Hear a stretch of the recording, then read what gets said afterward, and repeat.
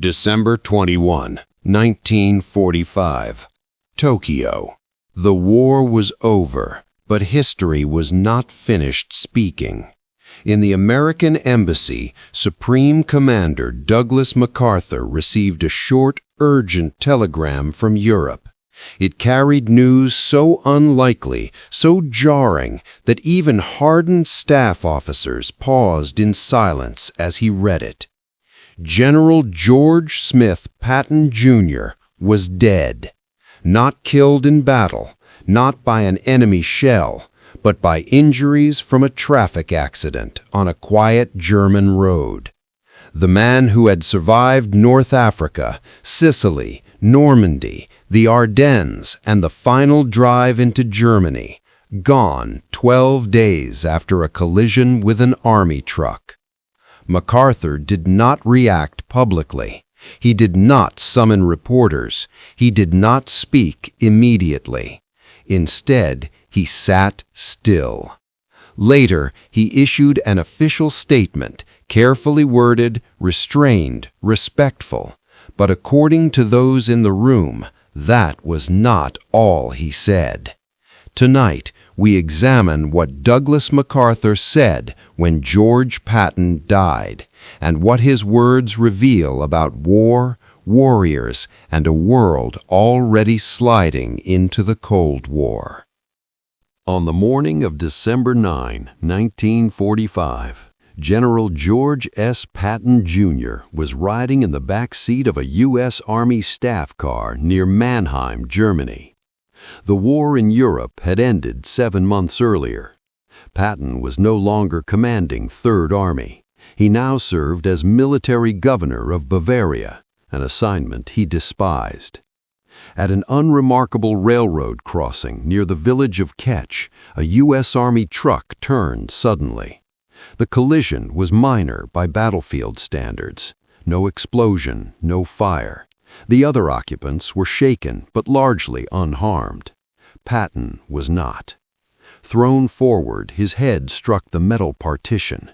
His neck snapped backward. Within minutes, the man who had once demanded his soldiers drive the enemy into the ground could no longer move his arms or legs. Doctors at the 130th Station Hospital in Heidelberg diagnosed a catastrophic cervical spine injury. Paralyzed from the neck down, Patton remained fully conscious. He understood immediately what it meant. For 12 days, the most aggressive battlefield commander the U.S. Army had produced lay immobilized, surrounded by officers who struggled to reconcile the sight before them. Pneumonia set in, a common, often fatal complication in spinal injuries at the time. On December 21, 1945, at 6 p.m. local time, George S. Patton Jr. died. He was 60 years old. The news raced across the Atlantic. Eisenhower was stunned. Marshall was restrained. Truman offered formal condolences. Soldiers who had cursed Patton under fire now spoke of him in hushed tones. And in Tokyo, Douglas MacArthur received the telegram. Douglas MacArthur and George Patton were often spoken of in the same breath, but they were not close men. They had crossed paths before, briefly, professionally, never intimately. Both were born into military families. Both believed in destiny. Both cultivated image as a weapon of command, and both understood something many politicians never did, that war was not managed, it was fought. They had served together during the 1932 Bonus Army crisis in Washington, D.C., when MacArthur led federal troops to clear protesting veterans. Patton, then a cavalry officer, followed orders without hesitation. The episode would later haunt both men's reputations.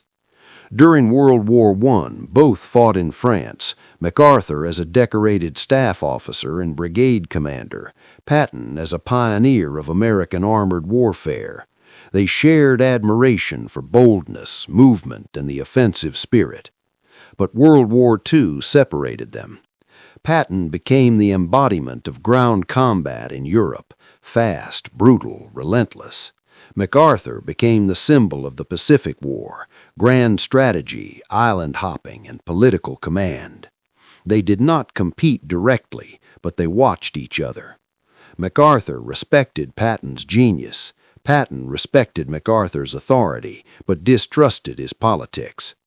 Both men understood the enemy better than most civilians ever would.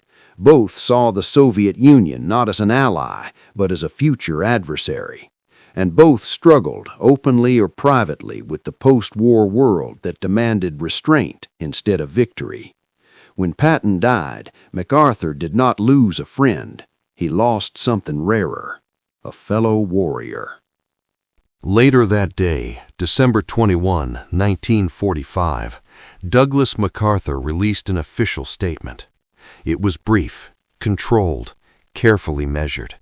He called Patton one of the most brilliant soldiers America has produced. He described him as a great captain who will take his place in history. The statement was widely published. Newspapers printed it without commentary. It fit the moment. It fit the record. But those who knew MacArthur understood something immediately. This was not the whole truth. MacArthur was not a man prone to understatement in private. Staff officers later recalled that after issuing the formal words, MacArthur spoke quietly, almost reflectively about Patton. Not as a subordinate, not as a rival, but as a type, a warrior born for war, and a man who, like many warriors before him, found peacetime harder than combat. MacArthur did not romanticize Patton's death. He did not endorse conspiracy. He did not call him a martyr.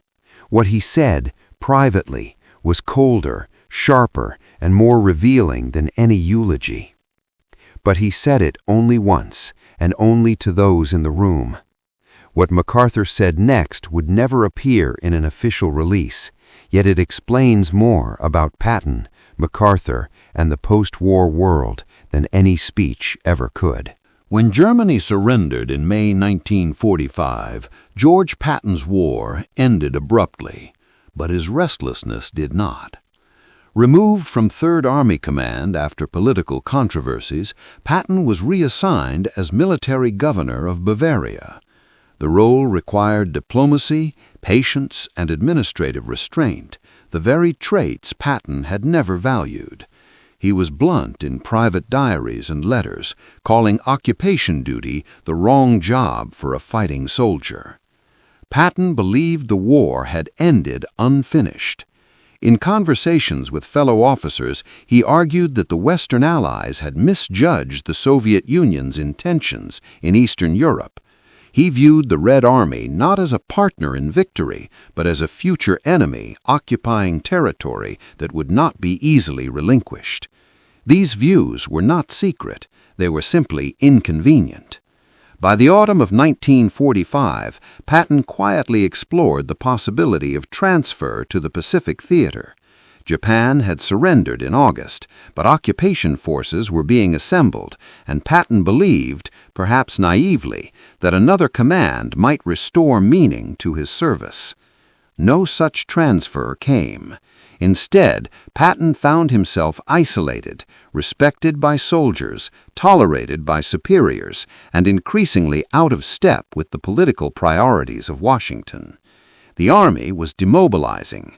The world was shifting toward diplomacy, reconstruction, and containment. Patton was a general shaped for decisive war, living in an age that no longer wanted decisive generals. It is within this context, not conspiracy, not intrigue, that his death must be understood. On December 9, 1945, the accident that would end Patton's life occurred in broad daylight, in full view of multiple witnesses. The official accident report, preserved in U.S. Army records, documents a routine military vehicle collision. The driver of Patton's car survived. So did the occupants of the truck. There was no explosion, no gunfire, no suspicious activity recorded at the scene. Medical records from Heidelberg detail the injuries with clinical precision: a fractured cervical vertebra, spinal cord damage, and paralysis. Patton's care was overseen by experienced Army physicians. His decline followed a known and tragic medical pattern for spinal trauma in the mid-20th century. And yet, almost immediately, questions began to circulate. How could a man who survived tanks, artillery, and machine gun fire die from a minor crash? Why was Patton the only fatality? Why now, when he had openly criticized post-war policy? These questions would grow louder in later decades, fueled by Cold War distrust and retrospective speculation. But at the time, neither the Army nor Patton's contemporaries treated his death as suspicious. Eisenhower did not. Marshall did not. MacArthur did not. For them, Patton's death was not mysterious. It was tragic and symbolic. Among professional soldiers, there exists a long recognized divide, not between good and bad officers, but between types. One type is the manager, disciplined, methodical, politically reliable. These officers excel in coordination, logistics, and coalition warfare. They are indispensable in large modern armies. The other type is the warrior. Warriors value speed, aggression, and instinct. They are often abrasive. They frequently clash with civilians and politicians, but in moments of crisis, they can change history. Patton was unmistakably a warrior. So was MacArthur. Both men understood this distinction instinctively. MacArthur once remarked, privately, that modern democracies often fear their warriors once wars are won. Warriors create victories. Managers preserve peace. After 1945, the United States needed managers. Patton knew this and resented it. MacArthur knew it and adapted. This difference explains why MacArthur survived politically where Patton did not, and it frames the private comment MacArthur would later make, one that did not excuse Patton's flaws, but explained his fate with brutal clarity. In Tokyo, December 21, 1945, Douglas MacArthur was at the height of his power. He governed Japan as supreme commander for the Allied powers, overseeing occupation, reconstruction, and political reform. He was already being spoken of as a statesman as much as a soldier. When Patton's death was confirmed, MacArthur followed protocol. He drafted an official statement suitable for history and publication.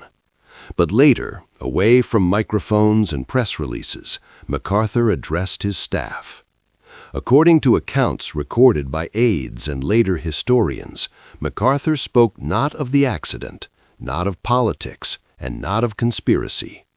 He spoke of nature. He described Patton as a man made for war, one who thrived in chaos, movement, and command under fire. He suggested that such men often struggle when peace demands compromise instead of victory. It was not a condemnation. It was an acknowledgement. MacArthur understood Patton because he recognized the same force within himself. What he said next, brief, unsentimental, and quietly profound, would be remembered by those present for decades. And it is there, in that final private sentence, that the true meaning of Patton's life and death becomes clear. Before examining what Douglas MacArthur privately said about George Patton, it is essential to establish what he did not say. MacArthur did not suggest foul play. He did not imply assassination. He did not accuse politicians, allies, or adversaries. This absence matters. MacArthur was no stranger to bluntness. When he believed civilian leadership was wrong, he said so, often at great personal cost, as he would later demonstrate during the Korean War. Had MacArthur suspected conspiracy in Patton's death, there is no credible evidence he concealed it. Nor did Patton's contemporaries raise such concerns in 1945. Dwight Eisenhower, who had both clashed with and protected Patton, accepted the accident as tragic but straightforward. George Marshall, the Army's institutional conscience, treated Patton's death as the loss of a gifted but difficult commander. President Truman offered condolences without hesitation or suspicion. Conspiracy narratives would emerge decades later, shaped by Cold War distrust and retrospective anger over Eastern Europe. But they were not born in December 1945. MacArthur's private words must be understood in that original moment, before myth overtook memory. What he said was not political. It was philosophical. On December 24, 1945, Christmas Eve, George S. Patton Jr. was buried at the American Cemetery in Luxembourg. The location was deliberate. Patton had requested to be buried among the soldiers of the Third Army, many of whom had died under his command during the Battle of the Bulge. There would be no Arlington funeral, no grand procession in Washington, no political ceremony. Snow covered the graves. Soldiers stood quietly at attention. Veterans who had once cursed Patton's relentless pace now saluted him in silence. He lay not among presidents and generals, but among the men he had led. MacArthur did not attend, nor did Eisenhower. Their absence was not disrespect, it was distance, geographic, political, and symbolic. Patton belonged to Europe, to the ground war, to the soldiers who had followed him through mud, blood, and winter. The burial closed Patton's life as it had been lived, close to the front, far from ceremony. And yet, in Tokyo, MacArthur continued to reflect, not on Patton's mistakes, but on his type. Douglas MacArthur believed deeply in history, not as nostalgia, but as judgment. He saw himself as part of a long line of commanders stretching back to antiquity. He measured generals not only by victory, but by suitability to their age. In his memoirs and private conversations, MacArthur returned repeatedly to one theme: the tragedy of warriors born at the wrong moment. Some men, he believed, are shaped for decisive conflict. When wars end, such men do not easily adapt to negotiation, occupation, or political compromise. MacArthur had learned, sometimes painfully, how to restrain his own instincts. Patton never fully did. This was not moral criticism. It was diagnosis. And it is here that MacArthur's private assessment of Patton must be placed, not as insult, not as praise, but as historical classification. A judgment rendered not by rumor or ideology, but by one warrior recognizing another. Staff officers present that day in Tokyo would later recall MacArthur's tone. There was no bitterness, no mockery, no celebration. MacArthur spoke quietly, almost clinically. He acknowledged Patton's brilliance. He acknowledged his flaws. And then he summarized MacArthur in a single idea, one that stripped away controversy, politics, and myth. What MacArthur said was not meant for newspapers. It was meant for soldiers. The remark would later be paraphrased in memoirs and biographies, not always word for word, but consistently in meaning. And that consistency matters, because it tells us MacArthur was not speculating. He was concluding. At this point, the temptation is to rush, to extract the quote and end the story. But MacArthur's words matter precisely because they were earned. They were not reactionary. They were not emotional. They were not public.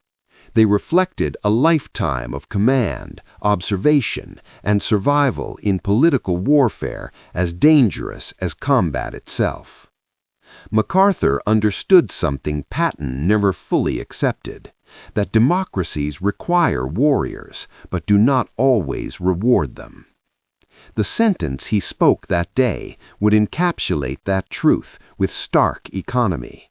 And when spoken aloud, it does not glorify Patton. It explains him. According to multiple secondary accounts, most notably those preserved by aides and later cited by biographers, Douglas MacArthur's private remark about George Patton was brief. It was not dramatic. It was not rhetorical. It was final. After acknowledging Patton's brilliance and battlefield instinct, MacArthur said quietly that Patton was a soldier who had been made for war, and that war was the only place he was ever truly at home. In some recollections, the phrasing varies slightly, but the meaning does not. MacArthur did not say Patton was reckless. He did not say Patton was dangerous. He did not say Patton was wrong. He said Patton belonged to war, and that peace had little place for men like him. This was not dismissal. It was recognition. Among professional soldiers, such a statement is not an insult. It is an epitaph of a particular kind. MacArthur understood that Patton's flaws were inseparable from his strengths. The speed that broke German lines also broke political tolerance. The blunt honesty that inspired soldiers alienated civilians. The refusal to compromise that made Patton lethal in combat made him vulnerable afterward. In MacArthur's view, Patton did not fail in peacetime. Peacetime failed to contain him. MacArthur could have expanded on his judgment. He chose not to. This restraint was deliberate. In December 1945, MacArthur stood at the center of American power in Asia. He governed Japan not by battlefield command, but by political legitimacy. Any public critique of how warriors were treated or discarded would have invited scrutiny of his own authority. Moreover, MacArthur understood something Patton never fully accepted, that once a war ends, the rules change immediately. Victories are no longer measured in miles advanced or enemies destroyed, but in stability preserved and alliances maintained. To speak too openly about Patton's frustration or about his views on the Soviet Union would have made MacArthur himself vulnerable. So he said just enough. Enough for soldiers to understand. Enough for history to remember. Enough without provoking politics.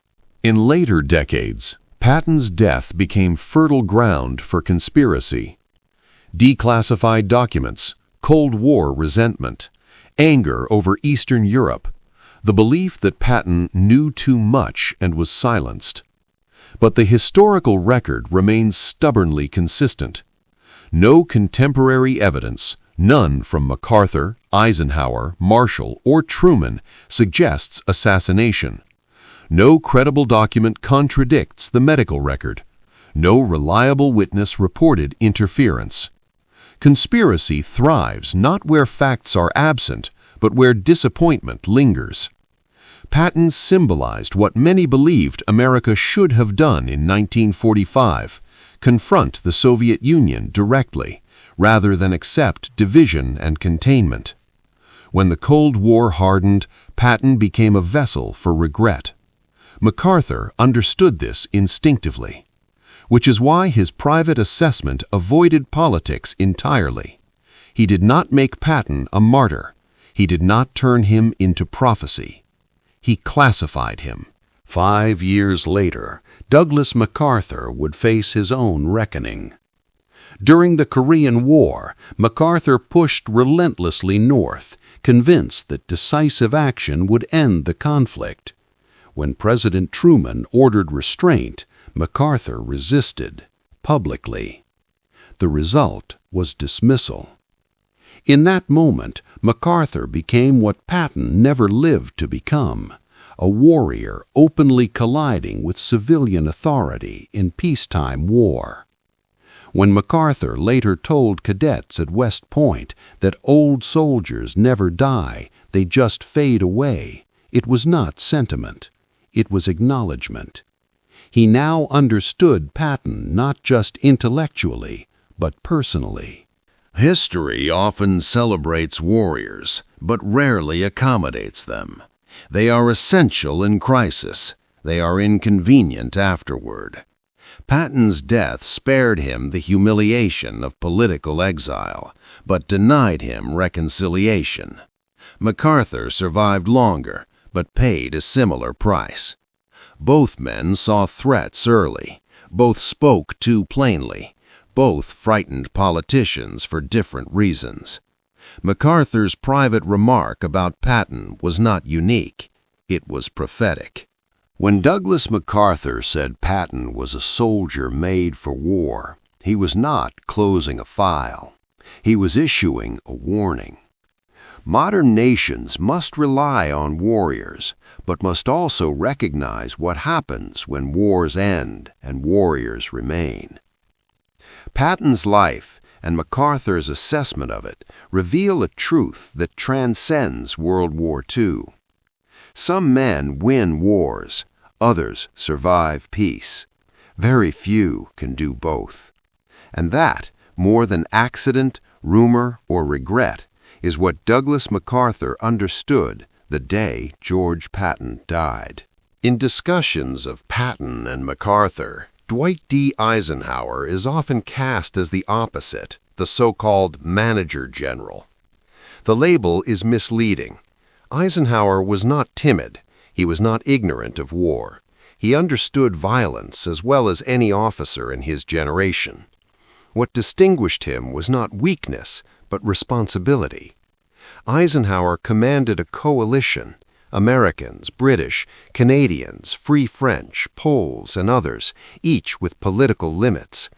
His task was not simply to defeat Germany, but to hold an alliance together long enough to do so. Patton broke fronts. Eisenhower held coalitions. MacArthur understood this distinction. He did not belittle Eisenhower publicly, despite later remarks attributed to him in private. He knew that without managers, warriors exhaust nations. This is why MacArthur's assessment of Patton was not a critique of Eisenhower or of Truman, but an acknowledgement of role. War is not won by one kind of general, but peace is rarely kept by warriors. Some viewers point to the Bonus Army incident of 1932 as evidence of darker motives among America's generals. The historical record is more precise and more troubling in a different way. MacArthur, Patton, and Eisenhower were not conspirators. They were officers executing orders in a deeply unstable moment of American history. Smedley Butler's later warnings about authoritarianism were real and important, but they do not implicate Patton's death or MacArthur's silence. MacArthur's memory of the Bonus Army stayed with him. It reinforced his belief that soldiers exist in a fragile balance with civilian society, necessary but feared. This lesson shaped how he spoke about Patton. He did not elevate him into a political symbol. He refused to weaponize his death.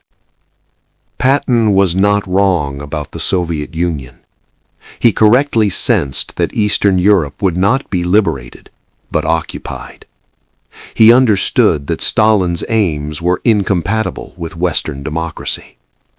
What Patton lacked was leverage. In 1945, the United States was exhausted. Millions of soldiers were returning home. Public appetite for another war, especially against a former ally, was non-existent. MacArthur knew this, which is why he did not echo Patton's warnings publicly. Strategy without political support is not strategy. It is impulse. MacArthur would later test those limits himself in Korea and lose. In that sense, Patton's fate was not unique. It was early. Patton's death feels wrong because it contradicts narrative. Warriors are expected to fall in battle, not in hospital beds. History prefers symmetry. Conspiracy offers meaning where randomness offends us. But MacArthur rejected myth-making. He did not turn Patton into prophecy or martyr. He left him human, brilliant, flawed, incomplete. That restraint is why MacArthur's words endure. They were not designed to inspire.